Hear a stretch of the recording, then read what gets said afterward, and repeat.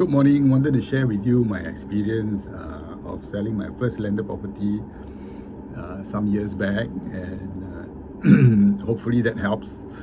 If you're a buyer or a seller or maybe even an agent, hopefully it helps you moving forward.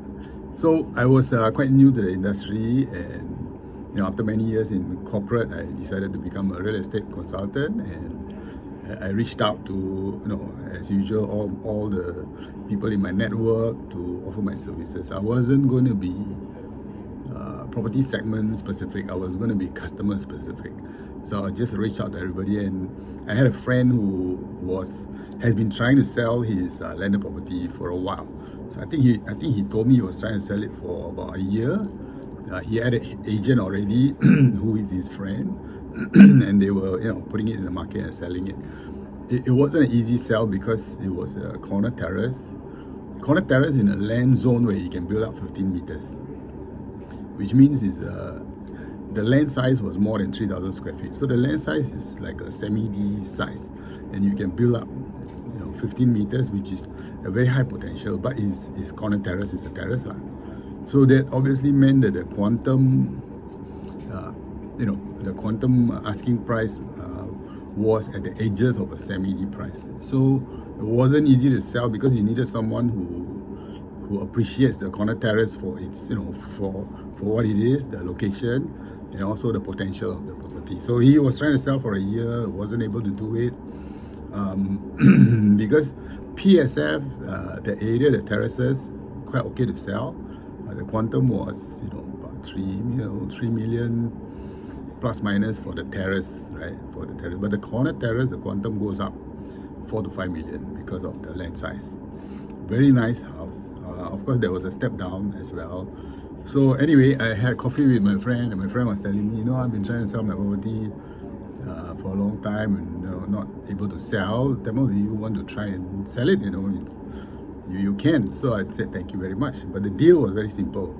Number one, he was paying a lower commission than the 2%. So I don't mind sharing about 1%. And number two, he pretty much said that the agent that he used for a year, who not able to sell it yet, is his friend, and therefore even if I sold it, I have to share my commission with his agent, which I felt is okay. It was a good deal for me because it was my first landed property to sell, so I took it. I took it. I said, never mind. It's fees for learning. So what happened was, of course, I did the usual marketing. Property Guru, whatever portals there were. I highlighted the key points. I also did a video, posted in YouTube, and of course linked it to my Property Guru and so on. I don't know why. Maybe it's the video that helped. I started getting a lot of viewers.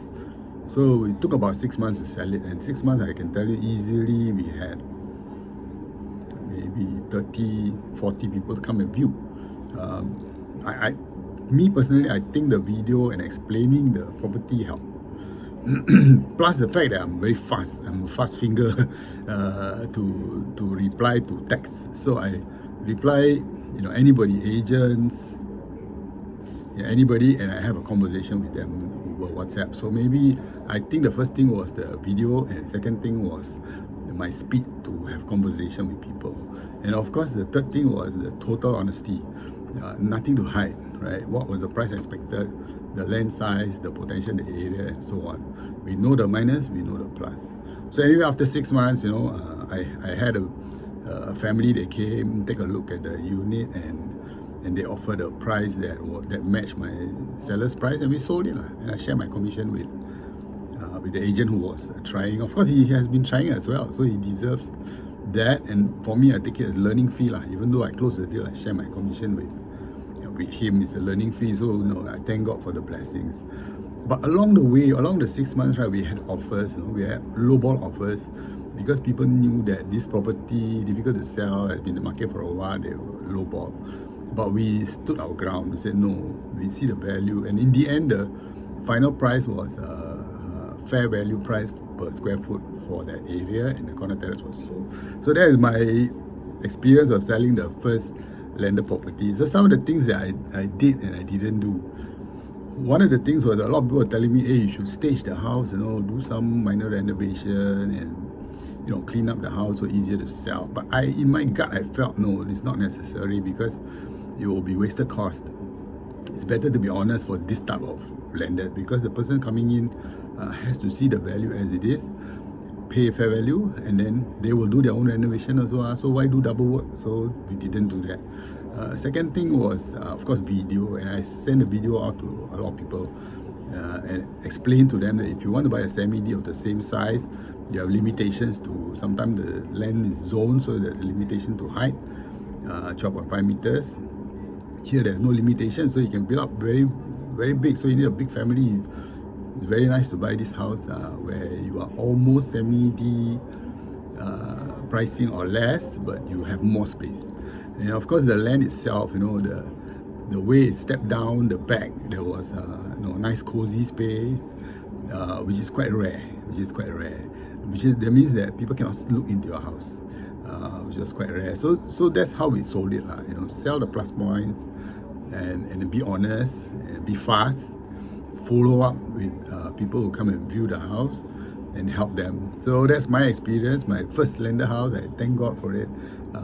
Within my first 6 months of real estate, I managed to sell my first lender house. And of course, after that, I went on to sell other lender properties and also did commercial shop houses, condos, HDBs, and so on. So hope that helps. My first lender house sale.